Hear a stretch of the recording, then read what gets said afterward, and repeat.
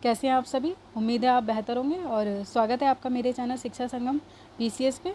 तो आज हमारा वीडियो नहीं आ पाया था, जो कि हम आर ओ के लिए हिंदी की सीरीज़ और जीएस की और हैंडमेड नोट्स चला रहे थे, क्योंकि आपको पता है कि कल बीपीएससी की लास्ट डेट थी और इसके बाद से अब जो फॉर्म जितने भी भरने थे अभ्यर्थियों को वो भर चुके हैं।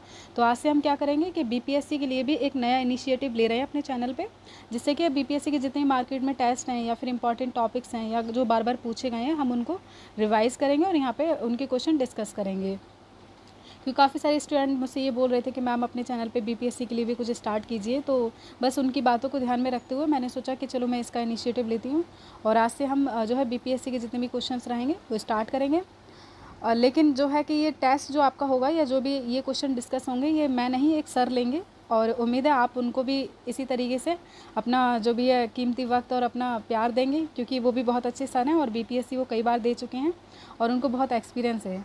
तो आगे से वो आपकी टेस्ट इसकी जो टेस्ट रहेंगे वो करेंगे और कोई भी आपकी अगर फीडबैक्स है या कमेंट्स या कुछ भी आप बोलना चाहेंगे तो आप एक बार ज़रूर जो है बोल दें कमेंट्स में। और इस तरीके से तो चलिए फिर आज ये इंडियन पॉलिटी का रहेगा और आपका ये लेक्चर अब आगे से सर स्टार्ट करेंगे। संगम पर। और जैसे कि मैम ने आपको बताया था कि आज से हम 69 बीपीएससी के लिए शुरू कर रहे हैं टेस्ट सीरीज़। तो हम टॉपिक वाइज और सब्जेक्ट वाइज करेंगे और आज पहला सब्जेक्ट हम लेते हैं पॉलिटी का। ठीक है, हिंदी इंग्लिश दोनों में है, पर मैं हिंदी में पढ़ाऊंगा क्योंकि वो आपको पता ही है कि यूपी पीसीएस और बिहार पीसीएस में हिंदी को ज़्यादा वरीयता देते हैं। ठीक है दोस्तों, तो शुरू करते हैं आज का पहला क्वेश्चन। आप लोग चाहें तो हिंदी में हैं और इंग्लिश में भी पढ़ सकते हैं। ठीक है, तो आज का पहला क्वेश्चन शुरू करते हैं हम हिंदी में सॉरी। तो यह ब्रिटिश काल में किस अधिनियम द्वारा भारत में केंद्रीय प्रशासन की नींव रखी गई थी? तो आपको बहुत अच्छे से पता होगा कि इसका आंसर ए है 1773। इसके अंदर क्या क्या हुआ था? गवर्नर जनरल ऑफ बंगाल थे, ठीक है ना, इनकी जो है गवर्नर ऑफ बंगाल को गवर्नर जनरल कहा गया था, ये आप याद रखना, एक पॉइंट। दूसरा पॉइंट ये भी है कि सुप्रीम कोर्ट की स्थापना भी 1773 रेगुलेटिंग एक्ट के अंदर हुई थी, ठीक है ना, सुप्रीम कोर्ट की स्थापना। और फिर आपको ये पता होगा कि बॉम्बे, मद्रास और कलकत्ता जो थे वो भी जो है इसके अधीन हो गए थे। ठीक है दोस्तों, बाकी आप इसमें ध्यान रखना। अगला क्वेश्चन देखते हैं, किस अधिनियम द्वारा ईसाई मिशनरियों को धर्म के प्रचार की अनुमति प्रदान की गई थी? तो ठीक है, इसका आंसर है बी। जैसे कि आप सबको पता होगा, इसका आंसर है बी। बी इसका आंसर है, ठीक है ना। और इसका अगर आप चाहें तो मैं इसको एक्सप्लेन भी कर सकता हूँ, मगर अभी हम जल्दी जल्दी करते हैं। आप फीडबैक दीजिएगा, उसके बाद मैं आपको बताता हूँ, ठीक है। ओके, अगला क्वेश्चन है कि निम्नलिखित में किस अधिनियम द्वारा भारत की स्थानीय तीसरा क्वेश्चन है दोस्तों कि निम्नलिखित में से किस अधिनियम द्वारा भारत की स्थानीय सरकारों को व्यक्तियों पर कर लगाने की अधिकृत किया गया था, है ना। तो टैक्स कब लगा था लोगों को पता, किस एक्ट के अंदर ये टैक्स लगा था? तो सबको पता है 1813 ये रहा, इसमें 1813 एक्ट के अंदर लोगों पे जो है टैक्स लगाना शुरू कर दिया था कानून में। ठीक है, अगला क्वेश्चन देख। ठीक है, अगला क्वेश्चन है दोस्तों, किस चार्टर अधिनियम द्वारा मद्रास और बम्बई के गवर्नरों को विधायिका संबंधी शक्ति से वंचित कर दिया गया था? ठीक है, तो ये देखिए इसमें ऑप्शन दे रखे हैं 1773 रेगुलेटिंग एक्ट, 1813 के चार्टर अधिनियम, 1833 के चार्टर अधिनियम, 1853 के चार्टर अधिनियम। अब आप सबको पता होगा इसका आंसर है ऑप्शन सी। ठीक है दोस्तों, ऑप्शन सी इसका आंसर है। 1833 के अंतर्गत जो है बम्बई के गवर्नरों को विधायकी संबंधित शक्ति से वंचित कर दिया गया था। ठीक है दोस्तों, ऑप्शन जरूर याद रखना, सी ऑप्शन 1833। ठीक है, अगला क्वेश्चन देखते हैं, निम्नलिखित में से किस अधिनियम द्वारा पहली बार गवर्नर जनरल की परिषद के विधायी एवं प्रशासनिक कारणों को अलग कर दिया गया था? ठीक है ना, अब देखो इसमें फिर से ऑप्शन दे रखे हैं 1833, 1853, 1858, 1861। तो इसका जो सही आंसर है वो ऑप्शन बी। ठीक है, 1853 के अंतर्गत गवर्नर जनरल की परिषद विधायी एवं प्रशासनिक कारणों को अलग कर दिया गया था। कौन सा आंसर है इसका? Option B. अगला क्वेश्चन देखते हैं, किस अधिनियम द्वारा सिविल सेवकों की भर्ती एवं चयन हेतु खुली प्रतियोगिता व्यवस्था का आरंभ किया गया था? ठीक है ना, ये तो आपको बहुत अच्छे से पता हुआ, 1853, यानी कि 1853 कहीं ना कहीं दे रखा होगा इसमें, ये रखा है ऑप्शन बी। 1853 के अंतर्गत खुली ओपन कर दिया था फॉर सिविल सर्विस के लिए, स्टूडेंट्स के लिए। ठीक है, ऑप्शन जरूर याद रखना, 1853 ऑप्शन बी। ठीक है दोस्तों, अगला क्वेश्चन। अब ये जो क्वेश्चन आया है ये है मिलान का। अब इसमें दो ऑप्शन इधर दे रखे होंगे और शायद दो ऑप्शन इसमें इधर दे रखे होंगे, हाँ यही है। तो इस क्वेश्चन को मैं आपको सीधे सीधे बता देता हूँ आंसर क्या है, एक बार आप पढ़ लेना, क्योंकि ना ये जो है मेरी डिस्प्ले थोड़ी छोटी है, इसीलिए मैं आपको सीधे सीधे बता देता हूँ। ठीक है, ये है 7th का क्वेश्चन, इसका आंसर है ए। मैं आपको बता दे रहा हूँ किधर गया, ए रहा। ये मैचिंग का क्वेश्चन है, एक बार इसको मैच कर लेना, ठीक है। मैं एक्सप्लेन कर देता दोस्तों, मगर छोटी डिस्प्ले होने का कारण नहीं कर पा रहा।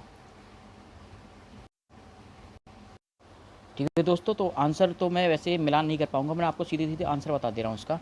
जैसे ये दे रखा है कि ईस्ट इंडिया कंपनी की व्यापारिक निकाय के रूप में जाने वाली गतिविधियाँ समाप्त कब कर दी गई थी, आपको पता है 1833 चार्टर के एक्ट के अधिनियम में कर दिया गया था, ठीक है ना।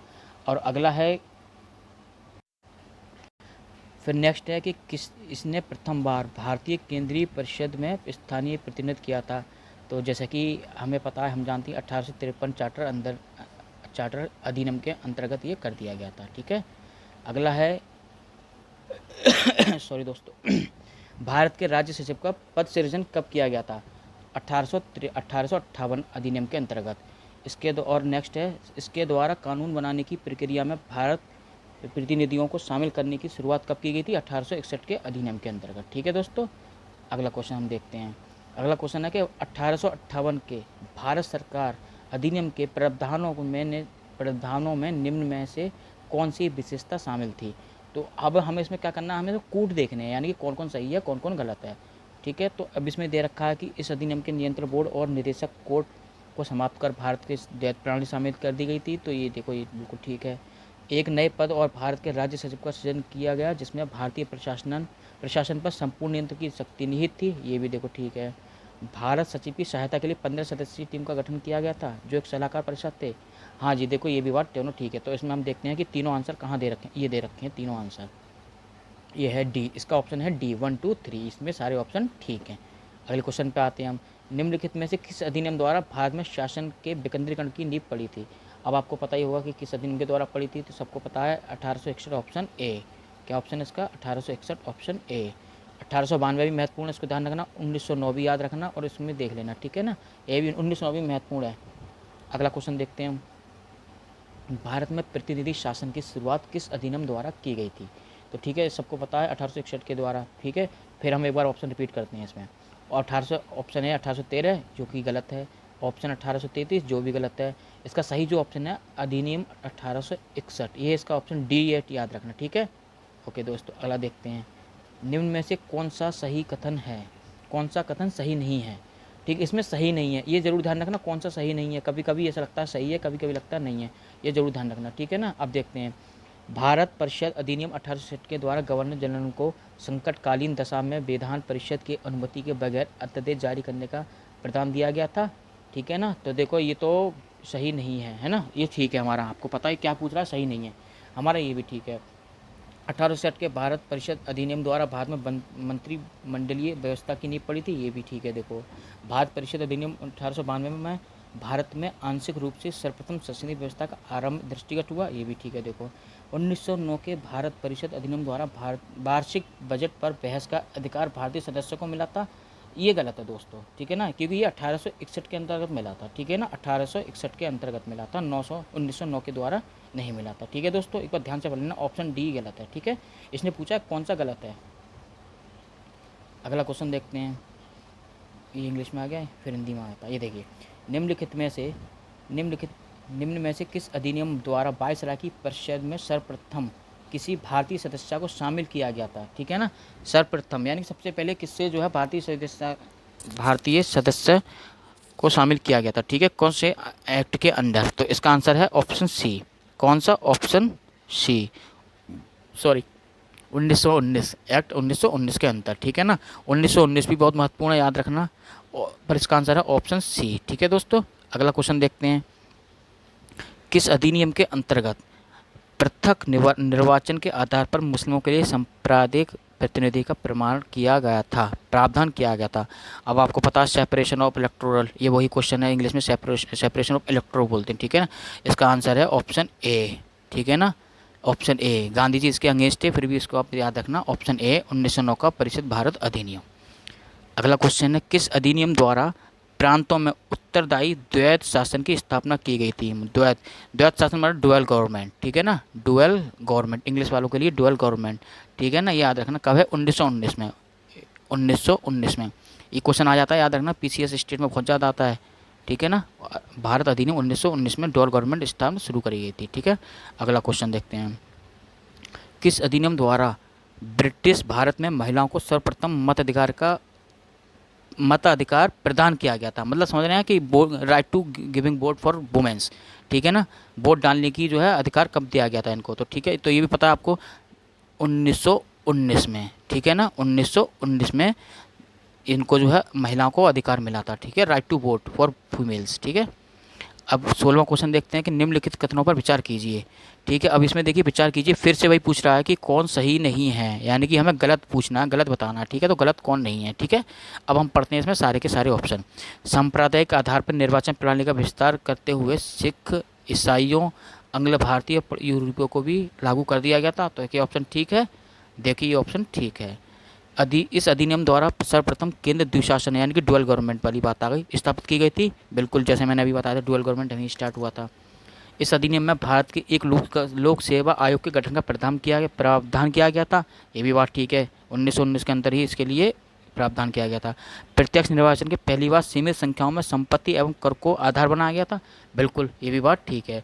तो अब हमें इसमें देखना है गलत कौन सा है, तो इसमें तो कोई भी गलत नहीं है, तो इसका मतलब इसका आंसर है डी, उपरोक्त में कोई भी गलत नहीं है। अगले क्वेश्चन पे आते हैं।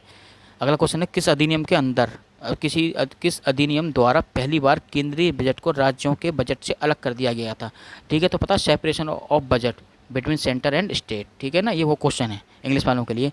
तो इसका सही आंसर जो आपको पता ही होगा क्या है, अब एक बार ऑप्शन पढ़ लेते हैं। 1852 का परिषद अधिनियम, 1909 का भारत परिषद अधिनियम, 1919 के भारत शासन अधिनियम और भारत शासन अधिनियम 1935। तो आप सभी को पता होगा, चलो मैं बताता हूँ, इसका आंसर है सी, 1919 के भारत शासन अधिनियम के अंतर्गत स्टेट एंड सेंटर का बजट अलग अलग कर दिया गया था, ठीक है दोस्तों। अगला क्वेश्चन देखते हैं। अगला क्वेश्चन है क्वेश्चन नंबर 18, ये रहा, कौन सा सही है। अब देखिए इसमें पूछ रहा है कौन सा सही है, अब तक पूछ रहा था कौन सा नहीं है, अब इसमें पूछ रहा है कौन सा सही है, ठीक है। अब पढ़ते हैं।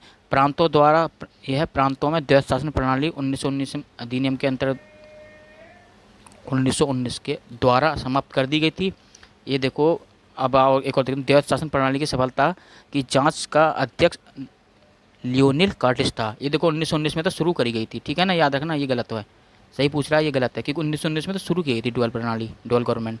फिर है द्वैध शासन प्रणाली की सफलता की जांच समिति का अध्यक्ष लियोनिल कार्टिस ने किया था, ये भी गलत है, इसके अध्यक्ष कोई और थे, उनका नाम अभी याद नहीं आ रहा। प्रांतों में शासकीय बहुमत 1935 के अधिनियम द्वारा शुरू की गई थी, नहीं, ये भी देखो गलत है। केंद्र एवं प्रांतों में प्रशासनिक शक्ति का विभाजन 1919 के अधिनियम द्वारा किया गया था, ये देखो ये बिल्कुल ठीक है। सेपरेशन ऑफ पावर्स, ठीक है ना, separation of powers between centre and state, किसके 1999 अंडर एक्ट, ठीक है, 1919 के द्वारा।